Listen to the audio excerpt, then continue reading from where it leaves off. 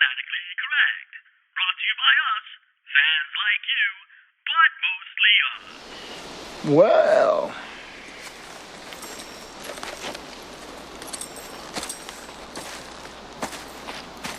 I didn't think you had it in you. I'm your huckleberry. Why, Johnny Ringo, you look like somebody just walked over your grave.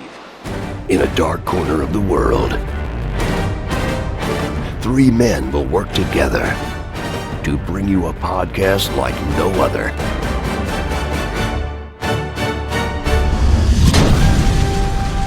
This is Fanatically Correct, where the fans, the geeks, and the nerds are always correct. With your host, MSK, Yo-Peace, and Omega.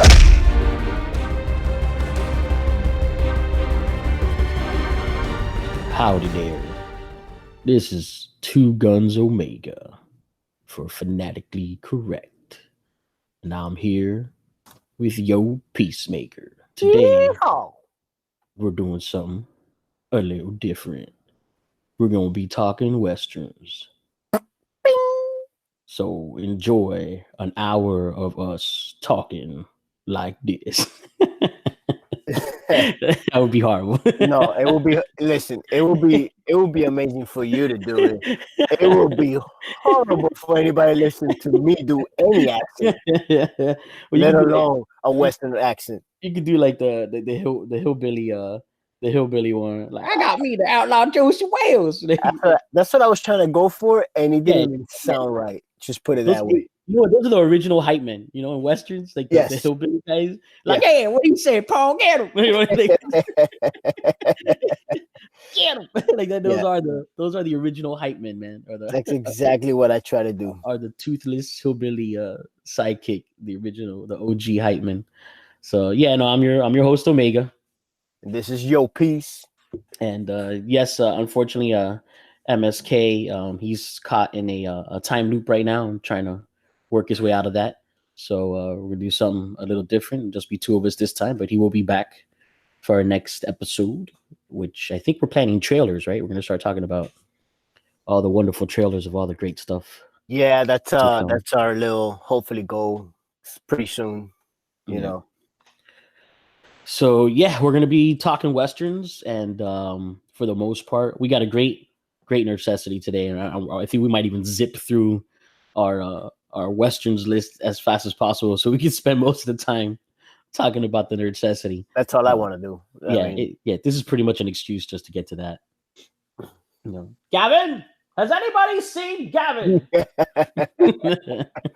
You're all right, girl. You're all right, girl. So yeah, we'll go into it. We're gonna talk a little bit of television shows. Not like there's a whole lot of them. At least we'll get nerdy on those. And you know, not everyone is overly nerdy about Westerns. I think certain films, no matter what, people love them. I mean, there's just certain Westerns.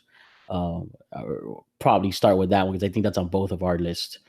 We're kind of got like a top 5, and I think anybody's top 5 of Westerns, you're gonna have Tombstone. Yes, definitely Tombstone. So I think that's so well done. Like before getting into like, you know, when I say nerd Westerns, I'm talking about like, you know, Westworld on television, you know, Back to the Future 3 and stuff like that. And we'll just brush on those. But yeah, I think Tombstone, like anybody who's watched Westerns, you know, anybody who watches it now who hasn't seen it, it's so well put together. It's not classic spaghetti Western, but it's just definitely like, you know, it's just a stitch in. It's a hype. Man, how can we explain what that is? Because it's not, like you said, it's not spaghetti because it's not going to be as long and boring for some people. No, it doesn't have that. It doesn't have that dark, you know, Clint Eastwood vibe. It doesn't have that that howdy campy, what's the, True Grit. Well, that True Grit's actually one of his darker films, but you know, it doesn't have that like that campy, John Wayne, Western feel. It's like definitely not John Wayne.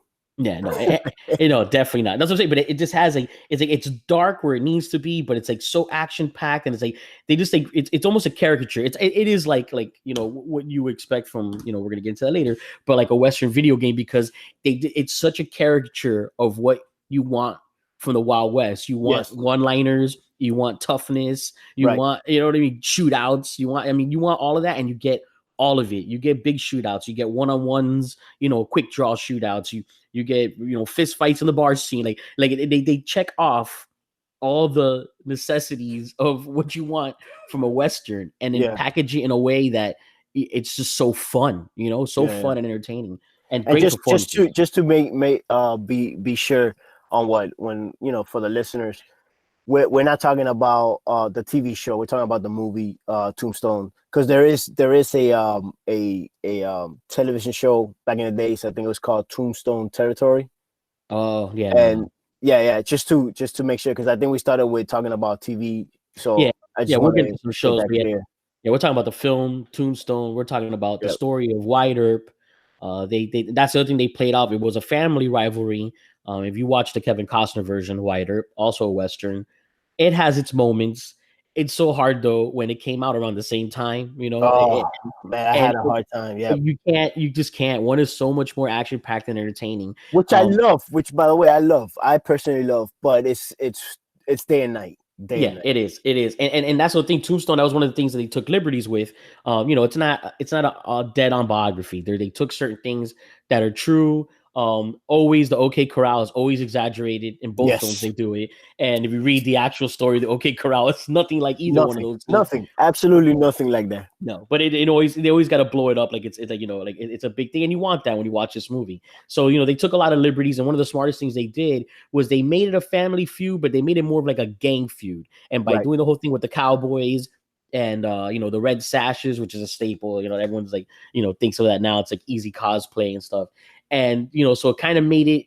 It made it bigger, so you could be more entertained. So you can have the numbers. You need a bunch of red shirts. When you're watching an action movie, you don't want to just see 3 guys versus 3 guys the whole movie, because like you don't get a body count. So they gave you the numbers. They gave you a bunch of red shirts. The red sashes is basically what they gave you. Yeah, and and you get to see that of like massive shootouts where at least 4 of your heroes are taking out 20 guys. Like these are things you want in an action movie. So and it was the 90s, Tombstone, early 90s. Yes, I believe, if I'm not mistaken, so. I want to say like 92. Yeah, 93, so you're still there. coming off the action vibe of the 80s where everyone wants action movies, nonstop shooting, bang bang, and you get that. But the one-liners, I mean, I think Western instantly, just Kurt Russell. I mean, he has the best. You're gonna do something, you just stand there and bleed. Like, skin that smoke wagon, see what happens. So most of that movie was Billy Bob Thornton getting picked on. Like it's like there's nothing better than making a character that's such an a-hole that you just love seeing your heroes bully him. You know what I mean? And it's right. And Val Kilmer was that's to this day amazing. His best performance. Amazing in this movie. Val Kilmer's on other stuff I like, but that is by far his best performance ever. That character is so. I'm your Huckleberry. I mean, come on, that's like man, those one-liners were amazing. Yeah, such a quotable film. That is such like we literally could do an hour just talking about Tombstone. We won't, but it's such a quotable film. It's got just the best stuff, and for anybody who hasn't seen Tombstone yet, you're crazy. If you have, or if you've seen it, go back to it and go watch it again. Go experience it. Go remember what you probably forgotten. That's one of those movies that it definitely it's a rewatch. Like whenever it's on AMC or Freeform, one of those. It not as often do they play that as they do, like A Few Good Men or Forrest Gump, which are also movies I got to stop and watch if I catch it. But Tombstone, every once in a while when they do it, I think AMC tends to do it every once in a while, maybe FX or TNT, maybe Turner Classics, Paramount. But yeah, it's one of those that if it's on, like, okay, I'm stuck now, I can't change the channel now. I can't. Yeah. I can't. And that movie, just so many moments that you're always gonna catch it at a moment. Yeah, You're always gonna there's catch always like, the oh moment. yeah, right now he's about to beat the guy for beating his horse. Like, you know what I mean? Yeah. Like you know, right now Doc's about to challenge this drunk guy to a to a shootout. It's just like everything in that movie is just like it's nothing but moment after moment after moment, quotable line after quotable line. Tells So a many great great story. actors. So many great actors in that It is. movie too. Yeah, it really captures the hero mentality of the Wild West. Again, they take certain liberties. Wyatt Earp actually wasn't the best guy. There was a lot of stuff, going on with him and his family, but everyone in that movie. I mean, you had the younger brother was Bill Paxton, right? Yes, it was He Bill. was the youngest in that one. It's hard because I get Wyatt Earp sometimes confused. Yeah. They also had an all-star cast. But yeah, Bill, you got Bill Paxton in there. Sam Elliott's awesome. Sam Elliott, yes, I remember. That guy, true cowboy. That guy's not acting. That's him. That is him. I'm sure. Yeah. I'm sure right now he's doing he's that. a driver Ford Somewhere. truck. That guy's awesome. He's somewhere doing cowboy stuff. That huge mustache has a life of its own. Like, seriously, like I think that man. that guy defines stash. But yeah, I mean, you got Billy Bob Thornton, you got Powers Booth, you got Michael Rooker. Remember Michael Rooker was in there? Yes, Michael Rooker. What you call it from Terminator and Alien, Michael Biehn. Yes. Ringo. Michael, that's right. Johnny Ringo. Dude, I mean, it's like the cast is like, I mean, even Billy Zane. Hey, remember? Hashtag where's Billy? Hashtag where's Billy Zane? Where's Billy anyway? Well, he was a Tombstone. Stephen Lang was in this. Yeah, man, it's loaded. That movie's so loaded. It's Billy Bob was in this. I mean, yeah, Billy. No, and it doesn't even look like him. It doesn't. One, I don't think I've ever seen him heavy, like overweight, and anything ever. Like, that's the only thing. It's so hard to recognize him almost. Because I think Sling Blade, he was wearing like a prosthetic gut or something like that, and even then he wasn't that heavy. For some reasons, like he was like really husky when he did this role, which is perfect because like the character just embodies like he just physically captures and emotionally, and like he's such an easy guy to hate. Like, he really always. He's such an easy character to hate in that movie. So yeah, Tombstone. I mean, it's definitely a staple of like. I don't think anybody can watch Tombstone not like that movie. There's no way. I mean, I want to say no, but there are people that just don't like westerns, which they're probably going to skip this episode altogether. Well, I'm dangling the Easter, Gavin. Does anybody see? I mean, they're gonna have to skip all the way to the end. Yeah, to get to the necessity, but trust me, this is just a big excuse. So yeah, Tombstone is definitely on everyone's list. I gotta go just to brush over them. A real fun one for me, if you agree or not, if it makes your list. Tell me, Tombstone's on your list, right? I mean, yes. I mean, we could check off. We're kind of have a list of 5, so I think that I have that as second on my list. I don't know where you would put that on yours, but that's definitely my list of 5. I have Maverick on there. I don't think that's a western that a lot of people put at the top, and I'm talking about not the show. No, I know. Yeah, I'm talking about the film and with Mel Gibson, because I think there was also a for TV movie on the show. Mm-hmm. Yeah, but I'm talking about the one that was in cinemas with Mel Gibson that he plays the lead character. Robert Wagner is in it though. He does right. Is it Robert Wagner? That was the original. I might have been. If you could check IMDb while I'm running my mouth, just so I don't misinform the 2 people in our audience, or one for that matter. I know my barber's listening to the episode. He's a westerns buff. Yeah, and maybe my uncle. So shout out to you guys. So for the TV show, it was Jack Kelly. Okay. James Garner. James Garner. That's why I said Robert. And Roger Moore. Yep. I meant James Garner. Yep. So he's great, and he's in it too. But Mel Gibson plays the role of actual Maverick because it's decades after the TV show, and it's just another thing. It's just like it's a fun. I have that 5 on my list. But I just bring it up because it's a fun western. It's not a true western, where it's like meet me at sundown, and know, but it has little moments of like those bar fight scenes and stuff like that. But it's just so fun the way Mel Gibson plays the character. Jodie Foster, who like you never seen, especially during that time when she did it in a western, and it just has like these like moments that are so funny. It's just so silly. It has like a great pace to it. It's and it's just fun. It is a fun movie. I don't think it's on my top 5, but it is a fun movie to watch. Definitely top 10 for me. Okay, so it makes the top 10. But yeah, so that's what I have 5th. I'll kind of to give you a moment to define your list. I also, I'll let you go before I get to my number one, but just to get the mentions on my list out of the way. See, but that's where we're gonna have our differences. Yeah. Is gonna be on our number ones. Of course. I don't want to go 1 through 5 anyways, because that's Yeah. such a hard list. But I just want to give the number one towards the end of. Yeah. I don't know if you want to do the same thing. Yeah, that's pretty much what I'm gonna do. I'm just going that the other ones on my top 5. I mean, again, top 10. I mean, Yeah. we have a plethora. I'll throw out some honorable mentions, but film wise, I also have in there the Outlaw Josie Wales. That's this classic Clint Eastwood. I just love that scene where he flips the guns upside down. I mean, that's the scene. We gotta see the Outlaw Josie Wales, and the guy's so excited because he's like turning over his guns, and he just like shoots them from upside down. And it's just another thing. It's another film filled with moments. It's classic Clint Eastwood. You know, he's the dark hero. It's just, you know, for me, it's a staple. I mean, there's many Clint Eastwood ones. I mean, they're for me all great. But of the younger Clint Eastwood westerns, for me, that's the one that I just, you know, same thing. If it's on TV, I'll stop, you know, and watch it, and just, you know, that's what it is for me. Outlaw Josie Wales. Also in there, I have, and I wanted to go with a kind of a current one, and it is because it's just so good. And I guess maybe because it's one of the more recent westerns I've watched, it's so high on my list right now. Maybe, you know, we revisit this list 5 years from now, it might be a lot lower. It might. I think it'll still be top 10, but it's Hostiles, which I think was out last year, where Christian Bale. Mm-hmm. And it's actually one of the last films also that Herschel from The Walking Dead is in. Yes. Small part, but great part. It's such a different role for him, and again, very small part, but he's great in it.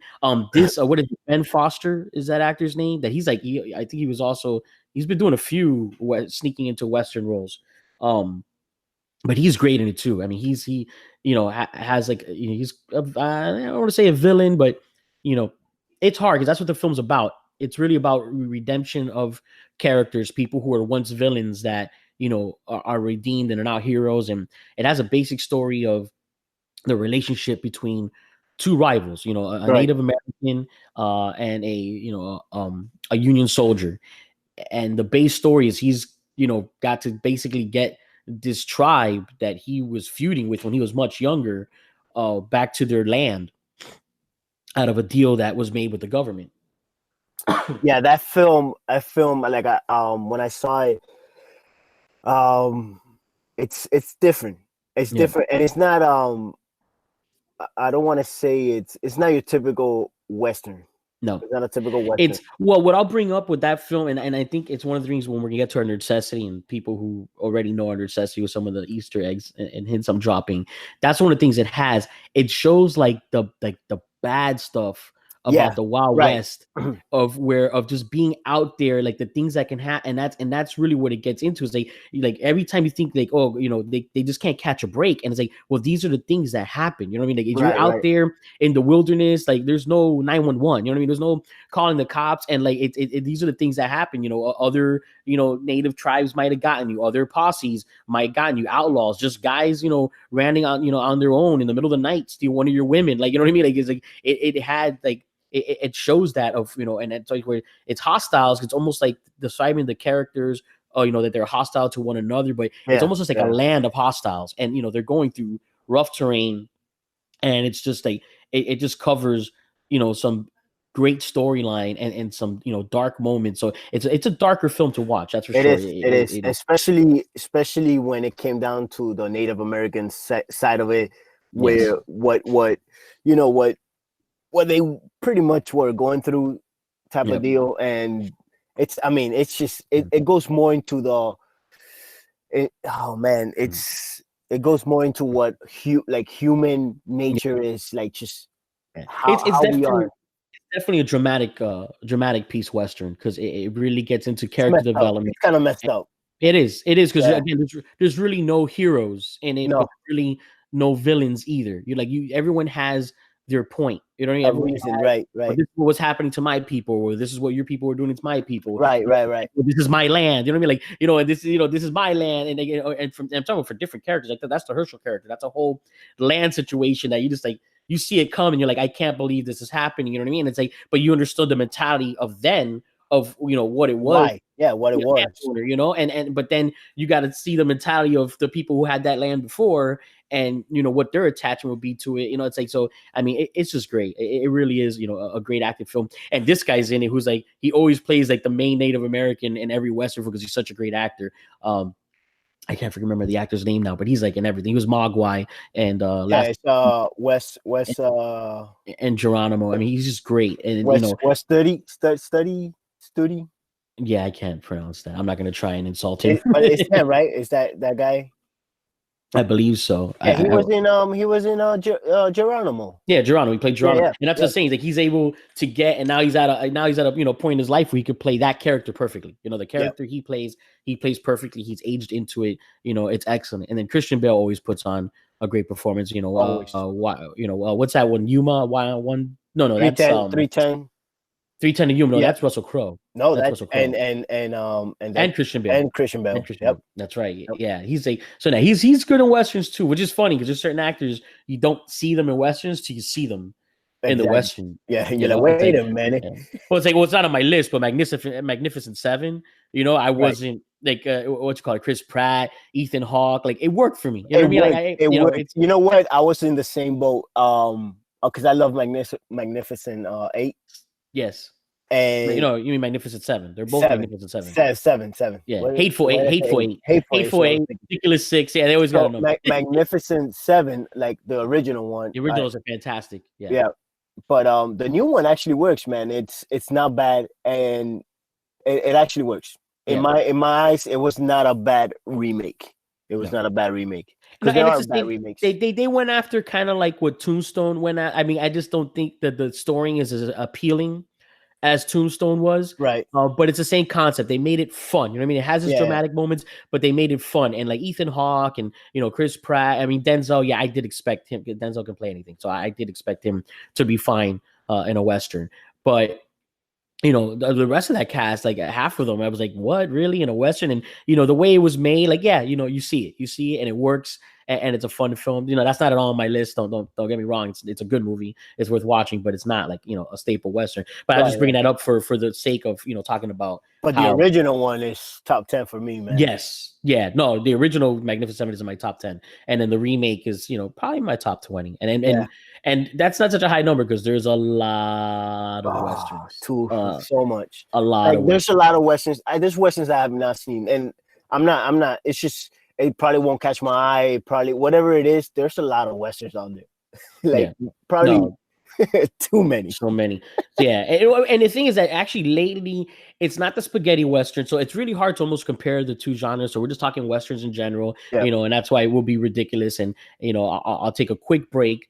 Just to get a bit nerdy, only because there's, to me, certain films and shows and like that they're not really Westerns because they're sci-fi, but they do pay a decent enough respect to the Western, and some of them really good. And I'll just give an example. Westworld, we talked about that show several times on this show, and the Western part is excellent. It is. And now, specifically season 1, season 2, we're on season 2. We're going to season 3 now. We're going to season 3. Season 2, the sci-fi and the Wild West mixed a lot more. So it's hard to call it a Western anymore. It still is. Well, but it kind of is, because even with the sci-fi going into it, you still have the feeling of a Western. Yes. So there's a lot of storyline. The storyline is still there. Yes. Well, what I'm saying is that, it's specifically, and that's what still makes a Western. So many of the characters are developed from the Western part, the West world of the show, that's their personality. They are Wild West personalities, and it's, and it's so gimmicky, not in a negative way, but the world was purposely made for people to feel like they're in the Wild West. So all the characters are over the top, almost personality of the Wild West, because that's the experience you're paying for. Nobody wants to go to a Wild West, even though they have that. They just don't focus that in the show. But nobody wants to go to Wild West town like, oh yeah, and that's all I'm gonna do all day is farm. You know what I mean? No, I want to get to shoot out. I want to fist fight. I want to ride horses. I want to lasso. So it has a lot of them are, bandits and and then when, especially season 2 when you get Dances with into Wolves. the fight. Yeah. Oh God, that's drag. That's it's a good movie though. If you've never seen it, it's It worth is a watching good once. movie. You just got to be wide awake. I mean, wide awake. On Red Bull Like- and coffee. Like and you just woke up, yeah. Like you just woke up and you're starting to pound your Red Bulls. Like Yes. that's what that type Yeah. of, yeah. Because it's a great story. I mean, It if you is. want to, It is. see the Avatar original, if you want to see what Avatar is completely based on, you got to see Dance with Wolves. But that's unfortunately for me. Outside of Open Range with Kevin Costner is a pretty good one. That's one with Robert Duvall that Mhm. doesn't drag like that. I mean, since you brought up Dance with Wolves, I'll sidetrack for a second and get back to my point on Westworld. But for the most part, Kevin Costner westerns are because even Wyatt Earp, when you compare it to Tombstone, it's like, how does he make 3-hour movies feel like 5-hour movies? It's like it's hard, but they're all worth watching. I enjoyed them. But see, that's where we split. Where we come to, and I know you enjoy it as well. I'm saying like people that actually start watching westerns.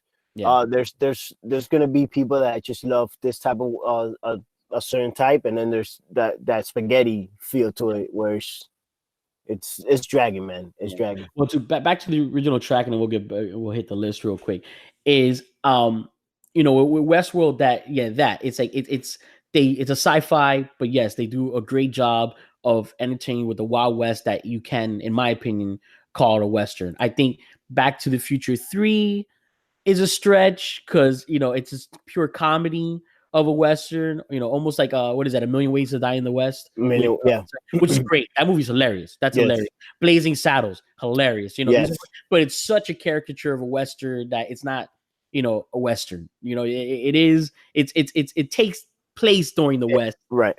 But it's the personality of it is not at all Western. That's the joke. They're kind of saying like during these times, what if we had these personalities, which is what Back to the Future 3 does. I mean, it's not a standalone film; it's feeding off a sci-fi story from the two previous films.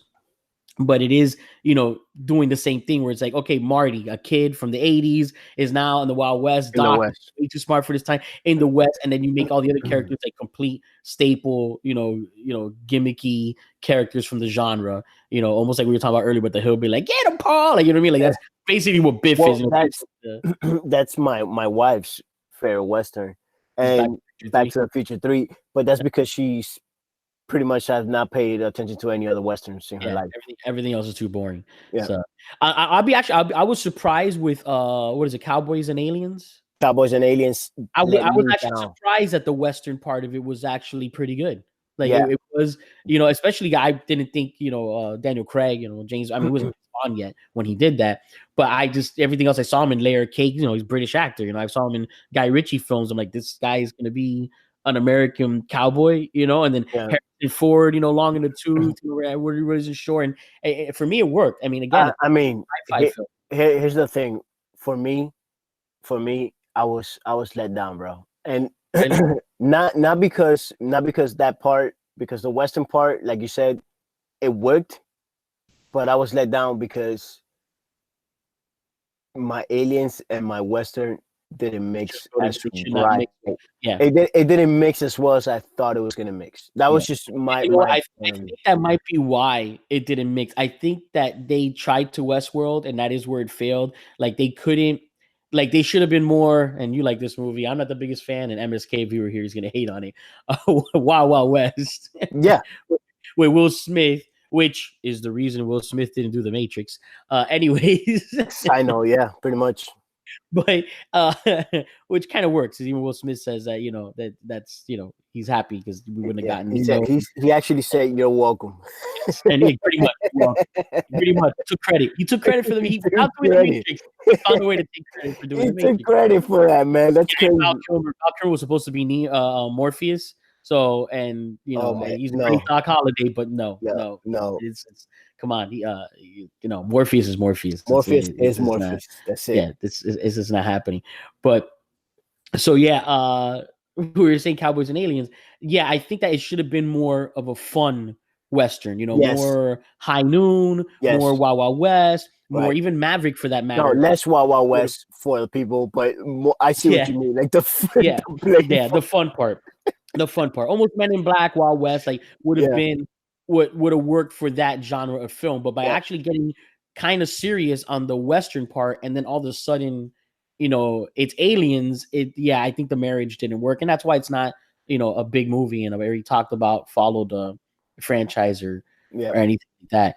Well, I'm gonna just to finish my list, so then we can kind of like get into others.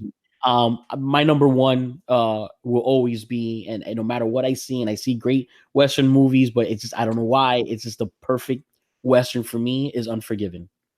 Okay. That's my number one. Did that make your top five at all? Or I mean, yes, Unforgiven is definitely on my top five. That's for me my number one. Gene Hackman is the ultimate villain in that film. Yeah. And his moments are incredible. It also has those great one-liners. I mean, when he goes out of the bar and it's like, it's like you shot the bartender. He was unarmed. He's like, well, he should have armed himself. He's gonna decorate his establishment with my friend. You know what I mean? Like, it just has these great lines in it that I always look for in a Western. But the overall story for me was unique. It's, you have old school bandits that pretty much aged out of the life. They're getting paid by some prostitutes to get justice because the local sheriff is not giving justice for what was done to a local prostitute in the brothel. You have gunslingers coming in there, and then the sheriff's like, oh, because they're like, this is gold. They're offering this big reward justice. So you have other gunslingers coming in there too, and they're butting heads with this sheriff who, before he was a sheriff, was a bandit gunslinger himself. He's not the best character, which is actually something that happened a lot in real West, in the real Wild West. The Pinkertons, even in Wyatt Earp and all of them, you had a feuding family, and ones were being deputized by the local town, while other ones were being martialized by the federal marshals. Like they're people with badges fighting each other. Like, you know what I mean? It's like, it's insane. Like they these things did actually occur, not to a large number, but enough that it's worth making a story about that. And so you had guys who under assumed names before, and a lot of Westerns do that story too, where the guy has a past, and so they kind of get into that, and they show what the character development is great in that film. The shootouts, there's not many of them, and that's what's clever about it. It's still the spaghetti Western, or the classic Clint Eastwood Eastwood Western, where the shootouts mean something. It's not just bang bang for no reason. It's not an action film. It's a dramatic Western, and that's just a film that it just does it for me. I want anybody who has not seen Unforgiven, see it. It's a Western, so it holds up. Obviously, you're not holding it to today's standards of time or technology or anything like that, so you're fine. And if you've seen it, it's always worth a rewatch. That's a movie too I've seen more times than I can count, because it's just it's a great film. It's a great film, and that's by far my favorite Western. I think it always will be. Even though a lot of great Westerns come out, and I even see older ones that I've never seen before that are great, I just can't, I can't beat it. I mean, that's my favorite Western of all time, is Unforgiven. Nice. It's a great number one. Like, and I see why. I mean, that movie is hands down. It's like a mix of both worlds to me. It's just it gets it right, man. Like, it kind of almost gets the what a Western should be right. It's a great movie though to watch. I don't know, man. I think this list has been so hard for me. I was thinking about it so much. Like, I don't want to give you my top five, because we got pretty much a similar list. You and I, I mean, almost a similar list, but then I deviate a lot when it comes to these things. Well, it's hard. The Western is one of those genres, and it's I think there's a lot of genres that happens in overall, because even if you do like superhero films, I mean, we're not going to get into it. I'm just saying that if you do specifically MCU or specifically DC or specifically adaptation like Kingsman or something like that, then you can get a little bit more specific and be more consistent with what your top 3 or top 5 will always be. But if you just say superhero films, like it depends on how I'm feeling that year. You know what I mean? Like that can really move around to like a darker one or to a brighter one. So Westerns is definitely like war films, same thing. Usually you'll have a top three, but sometimes you rotate between them depending on which one you've seen the most recent or what recent film reminded you of that. And Western's the same thing. I think for me, I'm pretty consistent with Unforgiven, but like I said, the rest of them, depending on when you ask me, I can easily switch out Hostiles with a different one, Maverick with a different one. Yep. Outlaw Justice. I mean, I have 20 Clint Eastwood ones, a bunch. I mean, I personally didn't even put a John Wayne on here, but I did. I enjoyed True Grit. The reboot of True Grit is fantastic. The reboot is actually amazing. I personally, and not for anything, people really love John Wayne. I'm not a big fan of John Wayne, and it's weird. It's very weird because that's totally fine, man. That's not our era. You know what I mean? I get it. Yeah. He's not. I don't see him that way either. I don't be like, oh, John Wayne's really good. I liked some of his movies. I don't think every Wayne movie is a good movie. I don't think John Wayne was a great actor. I think for the time he was. So if you're from that era, you're like, John Wayne's the bomb. I mean, hey, and I apologize because it's just not my thing. It just never worked for me. He never worked for me. But I'll tell you, like I almost was about to say right now, is that I can understand maybe 30 years from now, people say, hey, Leonardo DiCaprio wasn't that good of an actor. I don't know. People will just find, who knows how evolved the industries will become another 30 years from now, 50 years from now. So it's the same thing. So just to give fairness to that, I don't think you have to feel bad about that. I don't think there's going to be too many listeners on this card like, you hated John Wayne. They're out there. They're out there. Yeah. I'm telling you, we're probably gonna get a lot of hate mail. Yeah. Meet me at the belt. Meet me down the street at noon, partner. So I'm gonna give you my top 5 as fast as I can. That way we can just move on to the rest. To the rest. So for my number 5, and again, this is exactly how it is. This is how I've felt so far. Not a true Western, but man, it actually worked, which was Hateful Eight is on my top 5. I love it. I love that film. Okay. I love that film. It's not a true Western. Let's just start by that. It's Tarantino. It's Tarantino. It's not true. Not true to it. But man, I feel like he got so much of that world right for me. He got Western personality. It's there. It's there, and the movie's so much fun and so vulgar. It's so Tarantino that I can see why it was it got what it deserved. The praise that it deserved. The praise that it got. Yeah. So that's my top 5 right now. That's actually my number 5.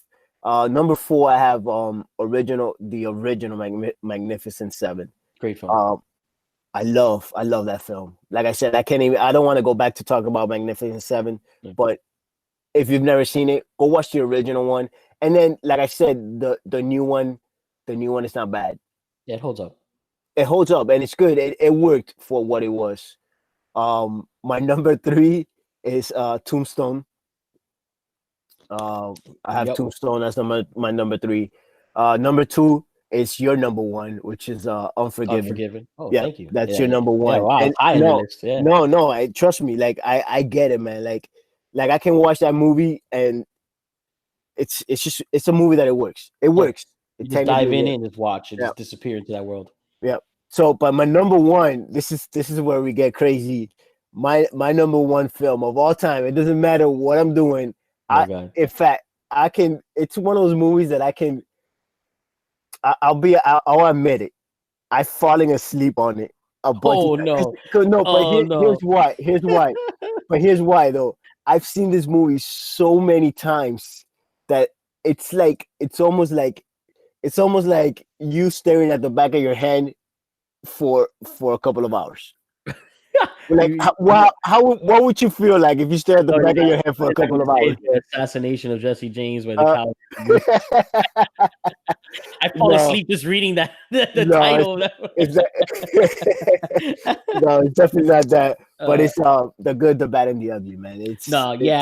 That's on my top 10, and that's why. I mean, I was whistling that at the beginning though. Yeah. Yeah.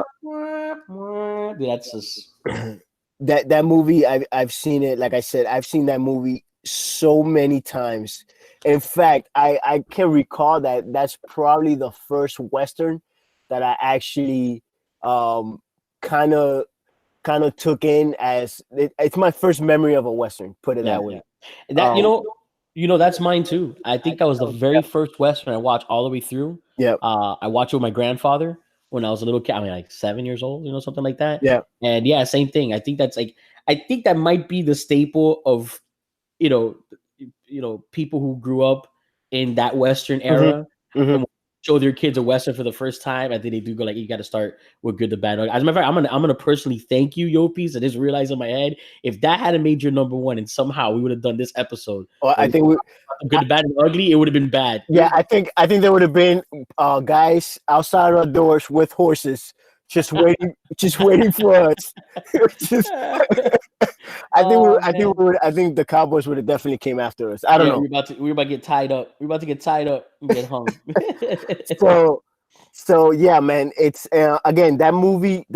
Just to let the viewers know, that movie is actually a trilogy.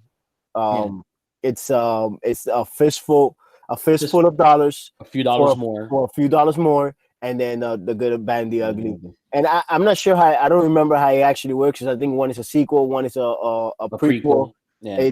It's but man, the Good, the Bad, and the Ugly is by far my favorite Western of all time. And I admit it, I'm falling asleep watching it because it's just I've seen it so many times that I will wake up and I'll be like, oh, I'm still here. Okay, good. I love this movie. Yeah, that's why. And it's almost a play on like, because there's really no good, and I think it's more, and that's what's clever about it. It's a play on the different versions of bad.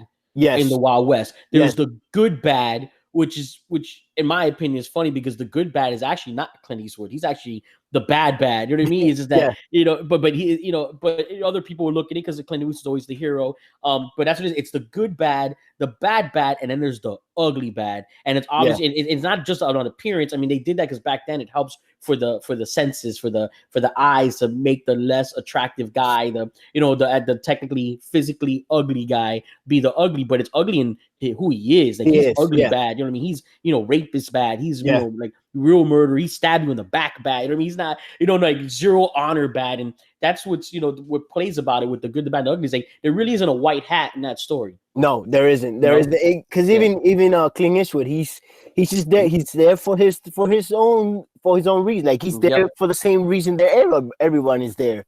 It's the same thing. They're all there for the same thing, which is that I don't want to give it away if no one has seen it. Yeah, but they're there for the same reason. At the end of the day, they're there to do the same thing. They're just taking it different ways of doing it. It's just the different ways of doing it, and that's where the good, the bad, and the ugly comes into. It plays so well into the characters, who they are. I mean, Blondie, God. Yes. God. Incredible. Jesus. Tuco, it's amazing. That's a staple. That is the staple. Sentenza. Bro, I mean, this movie is amazing. And I love it. Like I said, this is my first memory of a Western when I think of Western, and it's always been my favorite movie of all time. Yeah. And just to throw it out there, because there's another movie out there that's called The Good. I forget the whole movie name, but you know what? We'll get back to that because I'm gonna throw this out there. There's plenty. I mean, I'll just rummage through shows real quick. Yeah. Maverick, whatever. It's dated. Bonanza dated. Wild Wild West dated. Deadwood. Yeah. I mean, it's a more recent film, but great. That's a great show, and they're making a movie. HBO actually has a film coming out, I believe, next year of Deadwood, and that's an excellent show. Hell on Wheels. I have not watched it, but I hear nothing but good things about it. I think that's already ended as well. On AMC, we talked about Westworld. Kung Fu, I guess, would technically be a Western, but that's it's Kung Fu. It's not Kung Fu. It's not. Gunsmoke, Zorro. I mean, on a rerun, maybe a specific episode just to like increase your experience and under your belt of viewership. Hatfield and McCoy is actually Kevin Costner and Bill Paxton. It's a mini series, but very good. It's like watching a really long Western. So I wouldn't call it a film, but it is a miniseries, like 8 episodes. But that's definitely something worth watching. if you're not into westerns. And the list, I mean, this is something we could revisit again in the future, bring stuff up. I mean, there's Django, there's The Revenant was great. That's the recent one, Leonardo DiCaprio. Yeah, I that mean, one is actually good. yeah, you go into classics, but casting the Sundance Kid, that's come on, that's you can't get more classic than that. We talk about True Grit. I heard recently there's one not that recent, but I'm hearing a lot of pop about it now because I guess it just got to Netflix. Is a Bone Tomahawk with another Kurt Russell one, and it's in my queue and something I'm probably gonna watch, especially now that I'm in the mood for Western. Talking about Westerns, I hear that one really really holds up. Okay. So. But there's so many Blackthorn. So there's the list is so long, man. It's I mean a long list of good new Western. I'm sure like there's better films than our top fives for people. Like it's just one of those things. Yeah. So we're just giving you what our top fives is. Yeah. But I'm sure there are better films. Yeah. Period. I think when we revisit Westerns, for sure, I know MSK, if he talks Westerns, he's going to go nerdy. Westerns aren't really his thing. I mean, I know for a fact from talking with him, I can on his behalf say Tombstone is up there for him if it's not the only one, for him. Yeah. He's not, the biggest Western guy. And he probably I'm sure Tombstone will be the number one for him. Probably. But we can revisit when we have him and maybe have a guest or something like that that's into Westerns so we can get a different take on it, because for sure there's a lot of actual good Westerns. It's a good genre.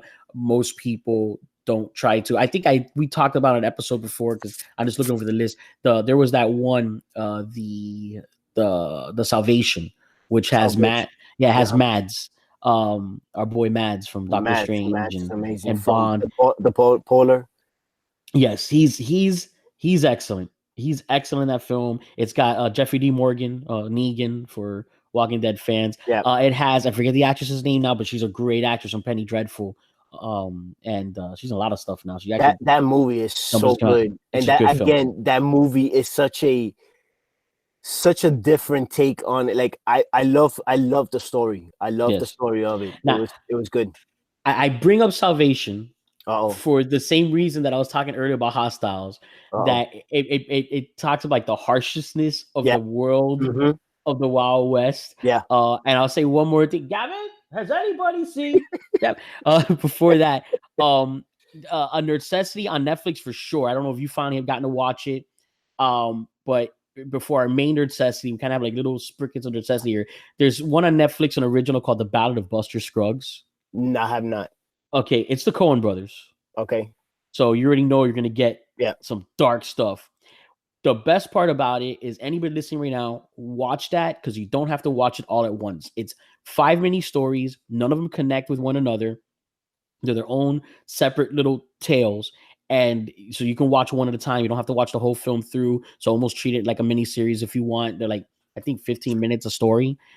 But it's excellent. I mean, I found out, I kept seeing this meme with James Franco, like first time, man. Yeah, and that's where it comes from. And I don't want to give it away. You have to see why that is so funny of the first time, huh? Like you got to see what it is. Here's my thing. Here's my thing why it never caught my attention. I'm not because I don't like comedy in Westerns. Obviously, I love comedy in Westerns. I've seen Wild Wild West, which is not a comedy, but it's a comedy.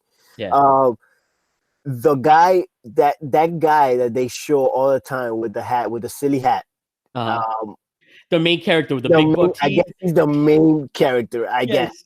He's Buster Scruggs. He's Buster Scruggs. That's his name. Yeah. Okay. So that thing, it looked almost like McFarlane, like a McFarlane did this. It's so badly marketed. Okay. It's so much better that it's marketed, and I'm glad you brought that up because you know what, this is the best warning to give people because they're not going to do it. Don't fall for it. I don't know why they're doing it. I think they're doing it to catch you off guard. I didn't do it so because he's the first story, and his story is like it's awesome. It's so crazy. It's so crazy, and you're like, what? This is actually good. And I think it was the same thing. I was hesitant, and like I said, I think an episode before or 2 episodes ago, I have my barometer of certain things. I have my uncle who can never be pleased. He told me about it. And then my barber, who I talk about with Westerns all the time, he's a big, Westerns fan. he talked about it. So these are two guys, especially when it comes to westerns, that are not very easily pleased. I'm like, I got to see what this is. Like, I don't, they just told me it's dark, and I'm like, dark. I'm like, I'm seeing that guy's goofy face. Right. It was that. I think it was the hat that did it for me. I'm not even gonna lie to you, bro. I think it was the hat.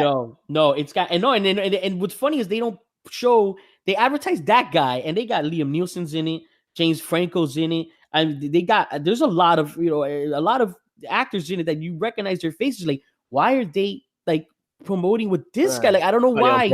It's on purpose. They do, because I think it's because it's silly. That story's silly, but it's so offbeat, off the wall. I mean, it's so Fargo. If you watch the series Fargo, I mean, it really is. The Coen brothers, like, you just like yeah, you get it, and it's so well done. It's so entertaining. You don't have to watch it all at once. That's our film necessity. But now, the reason we're even having this episode. Yo-Peace, tell my accent. Karen, does anybody Karen? I don't know where I can't find. Oh man, say it. What are we talking about? We're talking about Red Dead Redemption 2. That's what we're talking about. Yep. I'm gonna tell you how good that game is. That I only played Red Dead Redemption 1 at Yo-Peace's house once. Yeah. And I got it, and I kind of enjoyed it because I'm a big Grand Theft Auto fan. I was like, I guess. And you know what helped? I think for me personally, Westworld. Westworld really helped.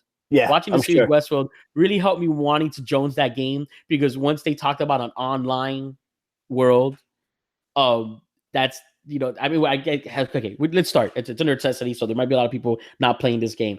I don't care if you're into Westerns or not. This is a great game. Period. Story-wise, yes. Story-wise is incredible. Let me tell you, actually, and I don't mean just the gameplay of the story. The actual Arthur Morgan, which is the main character for most of the game. There's also you get a chance to play as another main character from Red Dead Redemption 1. So if you played the first game, you already know about John Marshall. He's a cool character. There's a lot of cool things about him. But Arthur Morgan is the Clint Eastwood, is the staple good bad guy. Yeah.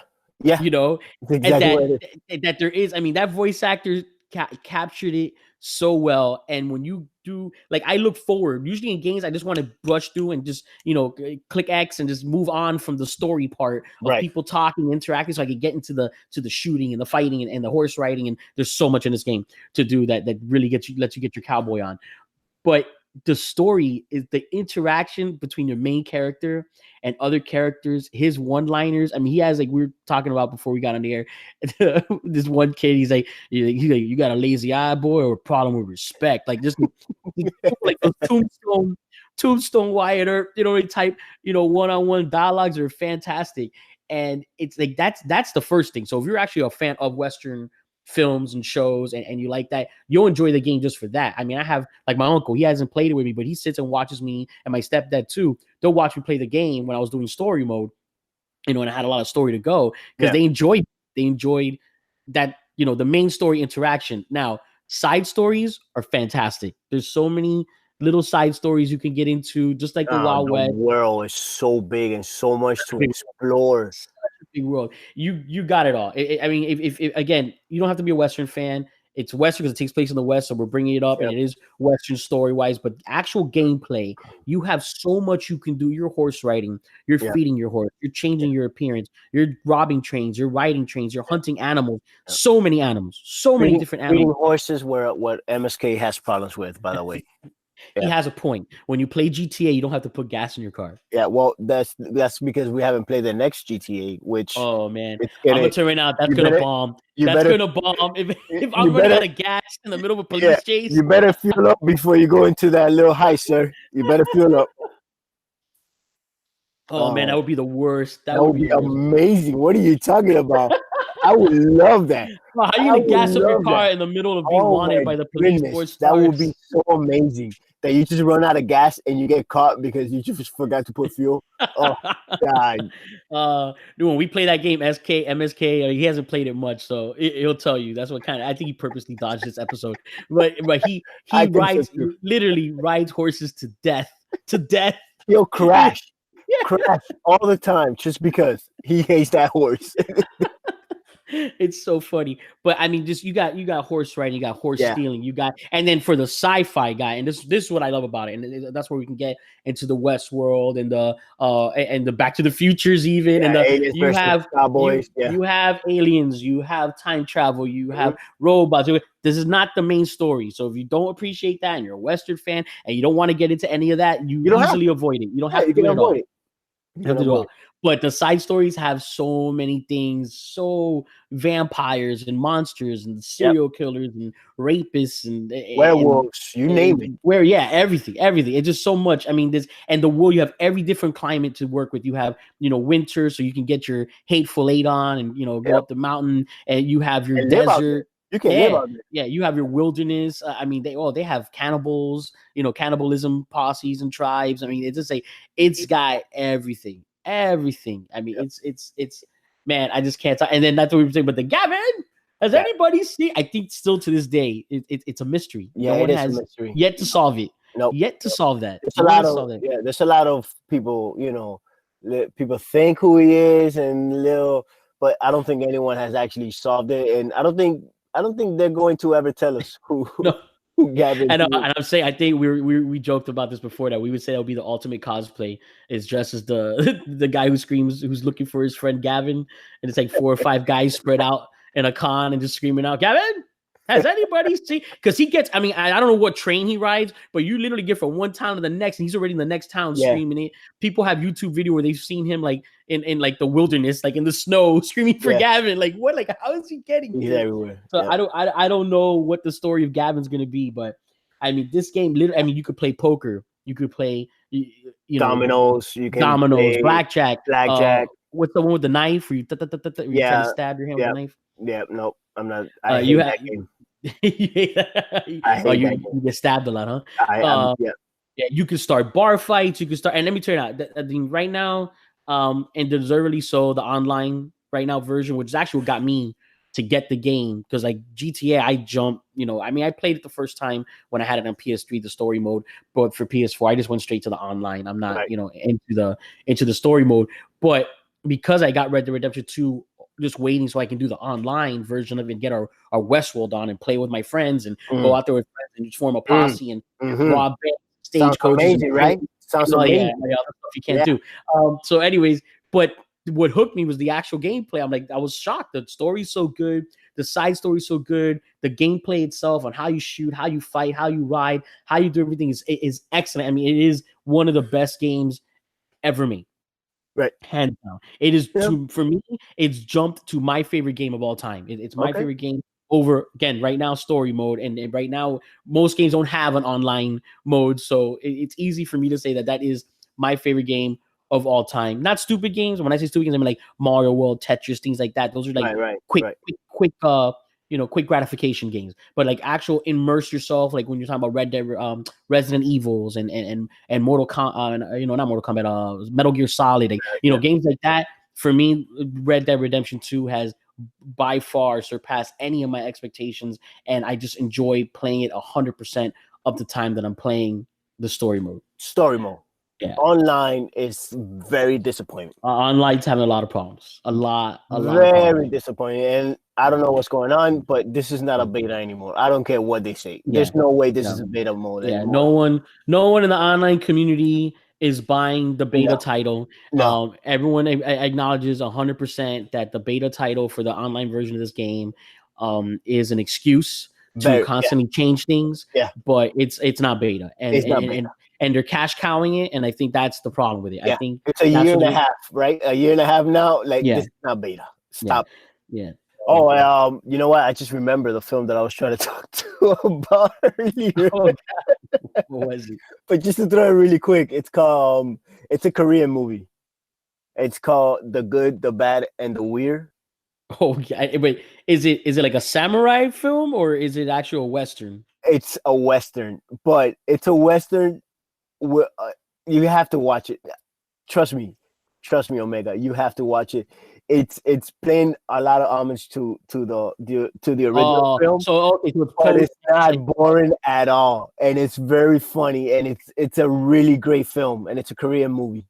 Yep. Do you know any clue where you can find us, like a Netflix or anything like that? Well, it used to be up on I want to say Netflix and Hulu at one point, but I right now at this moment I'm not sure where. Speaking of find things, how about you let the audience know before we sign off where they can find us? Look at that! Look at that! Look, you doing my job. Segue. All right, so where you can find us, you can listen to us on Fanatically Correct. Just rate us on iTunes, PodBean, specifically there. Those two websites, we need your help on that. And Google Play. And well, Google Play doesn't really have a review system to review, but definitely iTunes and PodBean. We're also on Google Play. We're on you can use your podcast, AnyPod, or any of your home smart speakers that you have. As far as like Alexa, your Google Home.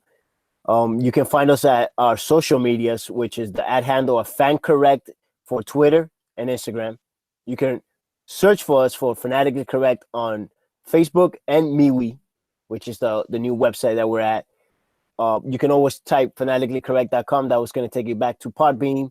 And right now we're actually on Spotify also. Spotify. Yeah, which is pretty much you can find us everywhere now. Well, almost everywhere. You can find us on Spotify. So if you don't want to download a new app or anything and you got Spotify, you can just type in Fanatically Correct and we'll be there.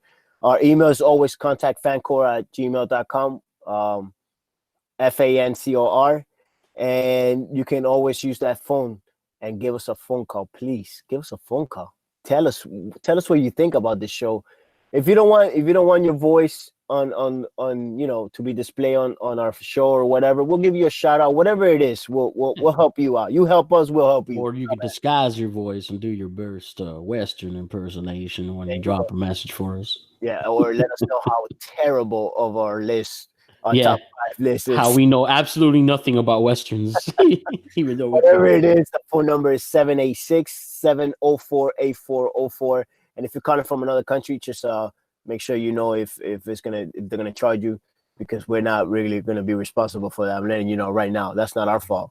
That's area code 786-704-8404, and that's in the United States.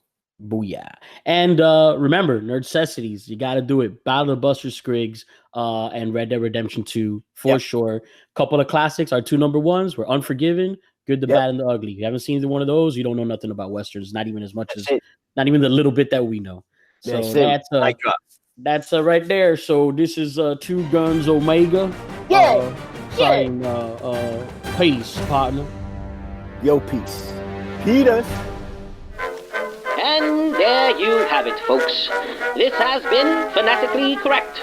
Until next time, you crazy kids. Signing off. Gav! Where are you? Where are you?